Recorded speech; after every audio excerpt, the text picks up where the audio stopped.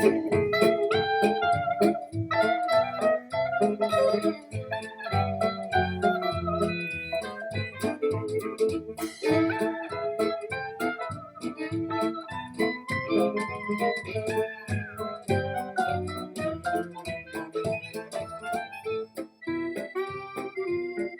this is my Cattleya purpurata striata, the one that bloomed in beginning of June. As you can see, it is definitely showing its striation this time, though the flowers aren't quite as large as the previous flowers. But then if you look at the pseudobulb, you can see it's not fully developed. It obviously bloomed early, probably in response to the strange weather. We had quite a spell of warm weather, and then it got colder, and well, we've had strange weather. So, and they do smell lovely. Not as strong as the Ludemaniana, but quite nice. I'm quite pleased with that it does turn out. And my blooms, there's actually 4 blooms there. One's already spent. This is my Dendrobium Lamia. There's only 4 blooms. I did have 2 blooms earlier on. It does have some leaves, but it's not a happy plant. But it's slowly coming back. So in my Vanda cerulean, I do like it. So I've decided I'm not going to hang it up anymore because it's going to start being too tall. It tends to be a tall plant. I saw one at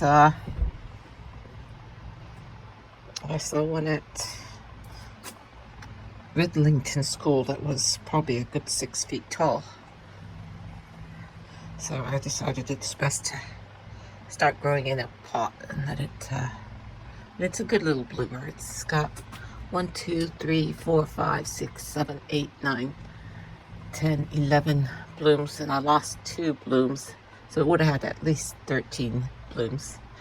The second spike is coming along, though I think the second spike seems to develop slower, probably because the plant is now putting energy into 2 spikes rather than just 1. But I just wish it was fragrant. So the first bloom on my Mantiqueira is gone over. But oh,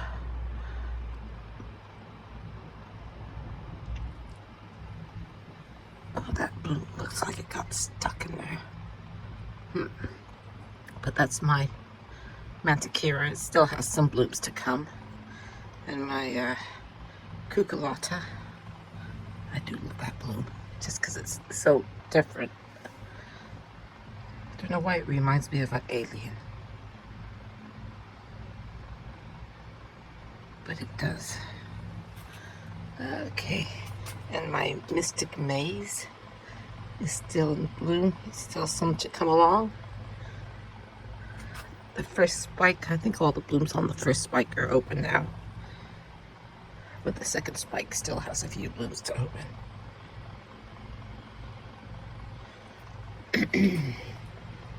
And that's one of the plants, so you can see it needs to be put in a larger pot. Okay, and I think that's all I've got for now. So, Ludemaniana tried to sneak up on me again. So the first flower is just opening. I decided to put it next to my Cattleya purpurata.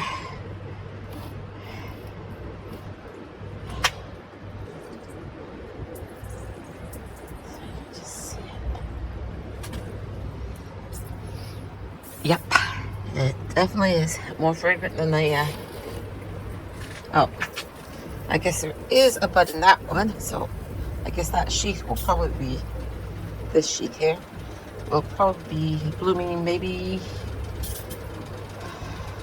no, the buds seem to develop quite quickly, so So sometime in the fall it's gonna, but there are definitely buds in there. I can see it starting to swell at the base. So that's gonna, so I had buds on this in July, August, and I guess I'm gonna have buds in September as well.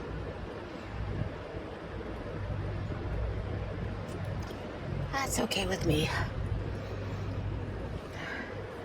But I am gonna have to do something. It's right at the edge of the pot. So I'll probably cut the tail end off. I've got so many that need.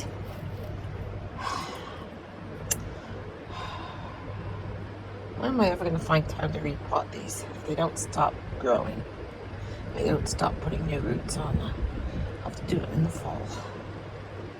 So that's my Cattleya ludomaniana. Just starting to open. I just need to find some place to put it. Much better blooms this time around.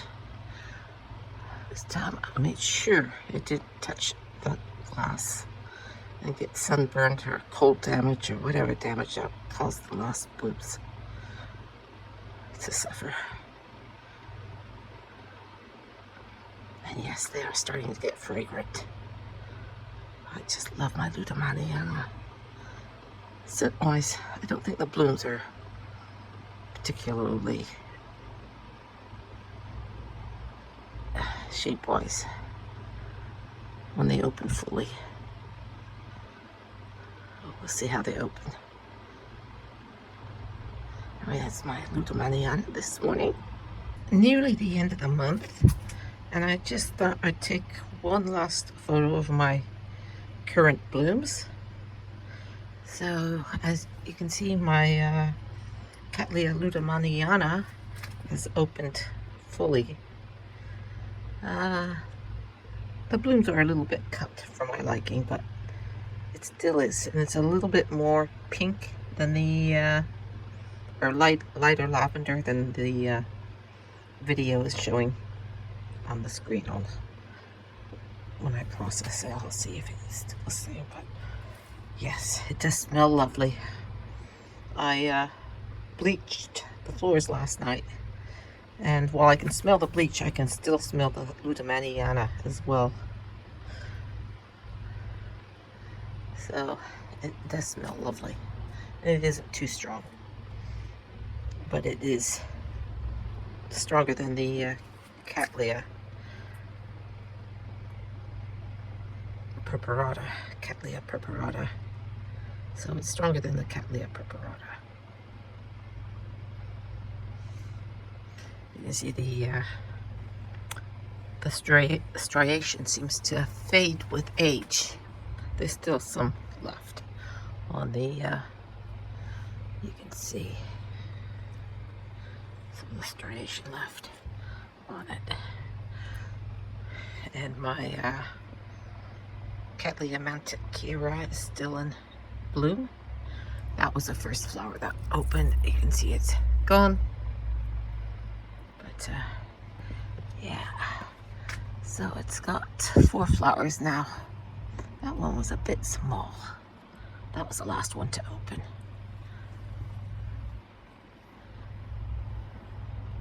But yeah, and there doesn't appear to be a flower in that one there, so that's probably the blooming all the flowers I'll get this year. And of course is my my Brassavola cucullata. I do like that. Though the fans do blow it around, I like watching it. I've not smelt it. It's supposed to not smell very nice at night. There, that's better. Give it a little bit of shake. You can see the detail on it. But I like it. And of course is my Fantasrulia.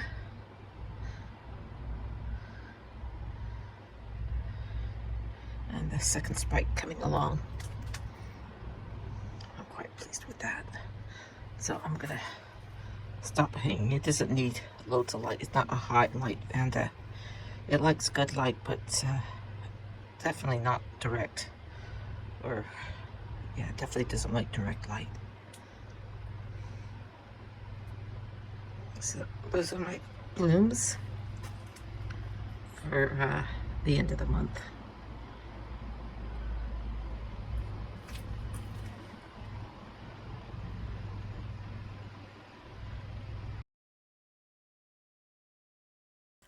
I nearly forgot my Dendrobium Lamia. As I've said previously, this is one of my favorite dendrobiums. Its blooms are quite small, but the plant itself is very compact and will frequently around this time of year be covered in flowers. Usually I have about 15 flowers on it, but this year I've only had about 2, 3, 6 flowers. I think the wood that it is on doesn't suit my growing conditions, so I shall be taking it off probably in the spring and put it on a slab of cork. But yeah, the roots seem to be pulling away from the wood, so I'm pretty sure that's will solve the problem. So, of course, the next bud on my Phragmipedium Ains worthy ivy. Okay, and my Mystic Maze, the last bloom on the second spike has opened yesterday. So that's all the blooms open now. I do like the pattern on the lip. I think that's quite lovely. And the color combination. And of course my radiata is still in bloom. That tends to stay in bloom for quite a while. And it's the only fragrant orchid I have in the house. Thanks for watching. Take care. Bye.